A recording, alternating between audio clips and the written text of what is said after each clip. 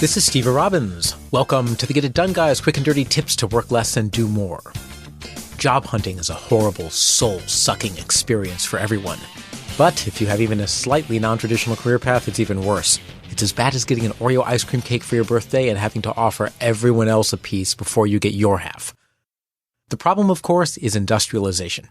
Now, I just love living in an industrialized society. We're so efficient at everything, and it's all because of mass production. Henry Ford invented the assembly line, and boom, our products had consistently high quality because we made each one the same way. Then, a marketing genius discovered that you get higher profits through planned obsolescence, and now we make everything at consistently low quality because we make everyone the same way. The only fly in the ointment is people, and people aren't even flies.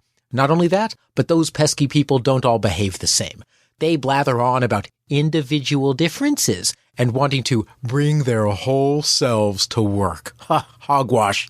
Would you look at the statue of Michelangelo's David and think, I wish Michelangelo had brought the whole block of marble to the showroom? Nonsense. You want the version where he chipped away every single teeny tiny bit of individuality, leaving only the exact precise David that you want. I recently toyed with re-entering the workforce myself.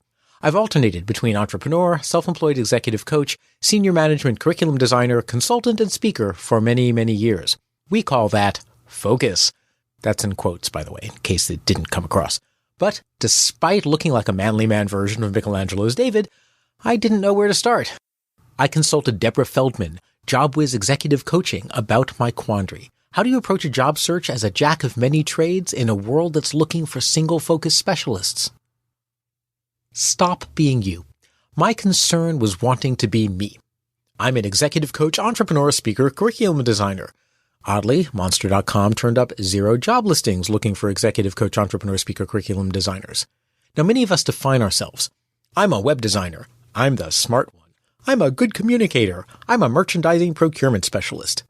These are all stated as I am something. That's an identity statement. It's a statement of self-image of whom you believe yourself to be. Now, as we covered in the episode about telling people they're wrong, you can find a link in this episode's transcript, we take our self-images very seriously. We cling to our self-image even when it doesn't serve us. Once we have a strong self-image, we interpret our skills, our abilities, and our work history through that lens. I'm the smart one, so I need a job that requires smarts. Now that sounds great, but it filters out the many, many, many jobs that have fun, pay well, but only require average intelligence, if even that. When you're changing careers, or if you just have a checkered past, a broad variety of experience, then clinging too tightly to a particular identity won't serve you.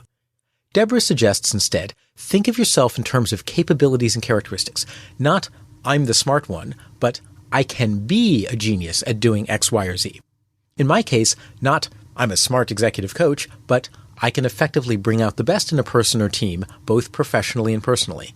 Phrased that way, it suddenly becomes obvious that possible careers include managing people, doing high-touch sales, or becoming the Kardashians' business manager. Kris Jenner, if you're listening, give me a call. When talking to people at cocktail parties, a capabilities-based conversation can also go much more interesting places than an identity-based conversation. Don't look for a U-shaped hole. Fine, I told her. Capabilities, got it. Oh, but can't I just find a company with a Stever-shaped hole? You're whining, she pointed out, and I shut up. You're also being inefficient. Wait, what, me inefficient? You're looking at companies and asking if there's a Stever-shaped hole. Most companies only have holes that are shaped like Katy Perry or Joe the Plumber, or Kim Kardashian. Oh, you're not likely to find Stever-shaped holes at any random company. She explained a better search strategy. Start by asking which people need Stevers. Then look at companies and opportunities to serve those people. If my capabilities include bringing a group together to do awesome stuff, who needs that? If I can help people identify and overcome their limiting beliefs, who needs that? If I can help keep people on track and moving forward, who needs that? If I can co-write an educational musical about zombies, Oreo ice cream cake, and personal productivity, who needs that? Just for the record, you do. Check out worklessanddomore.com to see a short promo video for the musical.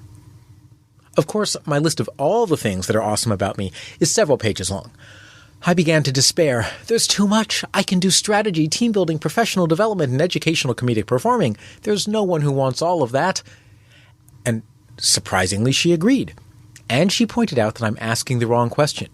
When you're young, asking what do I want helps you broaden yourself, follow your interests, learn new things, and hopefully become an awesome person instead of a mindless drone whose personal development ends at age 23.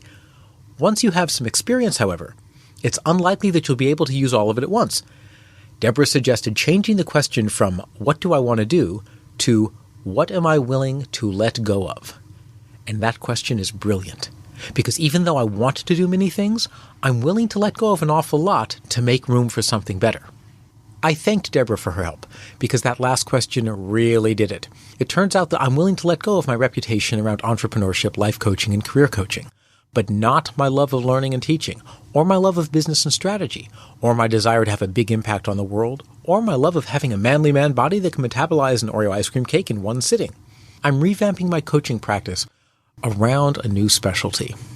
I'm not going to say what it is yet, it's still under development, but it's a specialty that allows me to keep the pieces that I want while letting go of the pieces that I don't.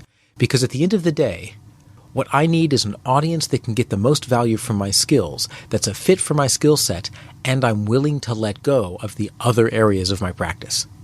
It feels right. And Deborah, the job whiz, helped me find it by changing my questions. Change your questions too and see what happens. From who am I to what can I do? From does this company have place for me to what kind of people need what I can do? And from what do I want to do to what am I willing to let go of? My coaching practice is going to be focusing on an entirely new audience, and behind the scenes let's just say that there are more ways to take over the world than just using a zombie army. This is Steve Robbins. You'll find links to past episodes at getitdone.quickanddirtytips.com. I'm not going to tell you what I do, but if you want to find out, join my mailing list at steverrobbins.com. That's STEVERROBBINS.com for updates in the near future. Work less, do more, and have a great life.